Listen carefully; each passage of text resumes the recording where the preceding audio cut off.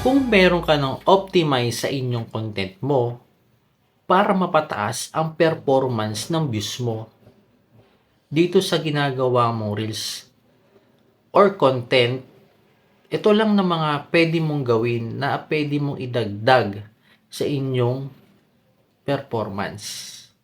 Ito ang consistency is a key.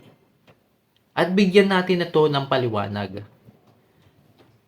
Diyan pa lang, kung meron ka ng active, sigurado mapapansin ka na ni algorithm.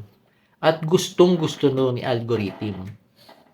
At lagi kang active, lagi kang makikita niyan. At syempre, lagyan mo ng tamang oras sa inyong pagpo-post. 3 hanggang 5 times a week ang inyong reels, story, at syempre ang static post.